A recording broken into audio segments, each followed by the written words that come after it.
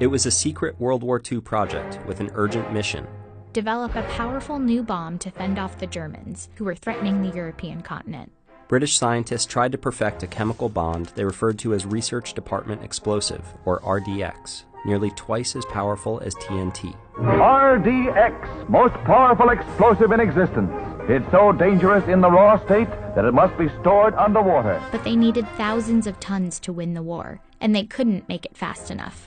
That is, until American chemists figured out a way to mass produce it. A team of scientists secretly assembled by the government invented a new process to manufacture these super explosives, churning out hundreds of tons in a day. RDX transformed weapons overnight. Now for the American bazooka. It enabled the world's first handheld rocket launcher to pierce armor. It was packed into a 10,000-pound underwater bomb, and it was disguised as pancake mix in an operation called the Aunt Jemima Project. Aunt Jemima pancakes. My, they're good. RDX spawned the greatest period of military manufacturing in history. But half a century later, the ingenious chemicals that boosted the U.S. military are inflicting aftershocks in our own backyards. RDX is a dangerous pollutant that's found its way into our soils and drinking water supplies.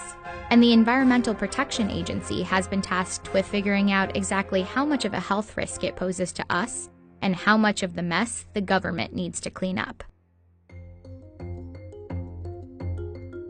Here's what we know about the unique environmental threat that is RDX. The first series of long-term experiments was conducted by the Pentagon in the 1980s. They fed high doses of RDX to rats and mice and watched them for 2 years. As the dosage increased, the RDX made them agitated. Their hearts became enlarged, their eyes grew discolored, then opaque. Of the hundreds of animals they experimented on with the highest doses, about half died. Of these mice with moderate to heavy doses, 1 in 6 females grew rare tumors on their livers or lungs, roughly half of which were malignant. Liver cancer was also noted in the male rats, so it all added up to a statistically significant and alarming sign that RDX could cause cancer in people. But the studies were never peer-reviewed or published. After the military shared its final reports with the EPA, the agency classified RDX as a possible human carcinogen in 1990, a warning that it was potentially dangerous and deserved more study. It came at a time when RDX contamination was cropping up at sites across the country. At bomb-making plants and testing ranges, it spread into the soil and water supplies. Take the case of Mapleton, Utah, with quaint homes and gardens where residents grew their own food.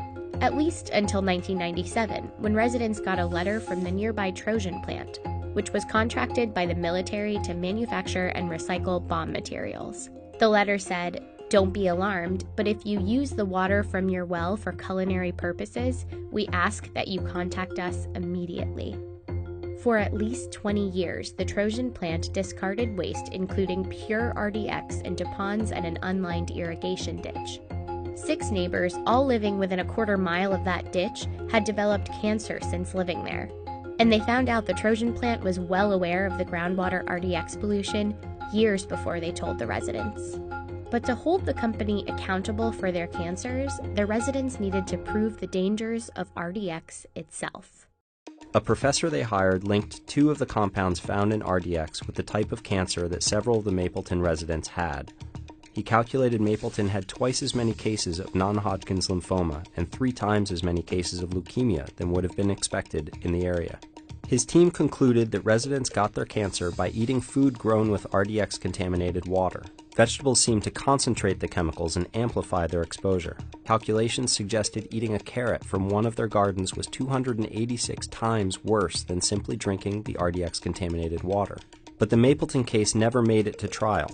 In 2002, the plant settled with the families for an undisclosed amount of money, without admitting guilt, and several of the plaintiffs have died.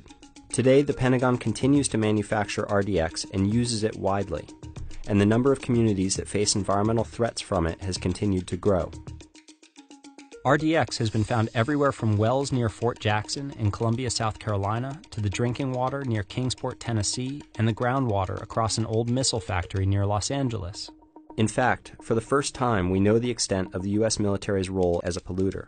ProPublica got data pinpointing thousands of sites across the country where the government has identified pollution on defense properties. There are more than 150 cases with RDX contamination.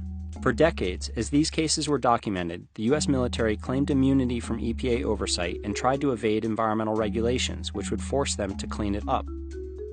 But in 2012, the EPA decided it would reassess the risks the chemical posed to people, and so they began a new review on everything we know about RDX. If the EPA decided to regulate RDX as a chemical contaminant, that would mean an enormous increase for the Pentagon's environmental cleanup bill, which is already at around $70 billion. The final results are still to come, but as the EPA conducts its review, there's one thing that's still missing: credible science. If the government wants evidence of whether RDX is connected to cancer, the best way is to replicate the earlier controlled experiments with live mice and rats, but that has never been done. Instead, the Department of Defense has conducted dozens of studies that cast doubt on RDX effects and support the Pentagon's position that it poses little public threat.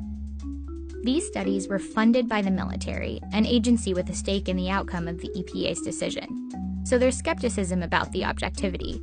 But that doesn't automatically mean their research isn't good science. Some were even validated through peer review.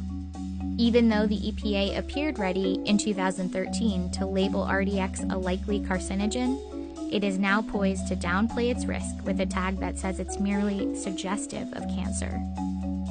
The agency is set to decide the fate of RDX next year. Now, under the Trump administration, there are concerns that the sole agency responsible for informing the American public about environmental health risks is bowing under pressure from the Department of Defense and the chemical industry.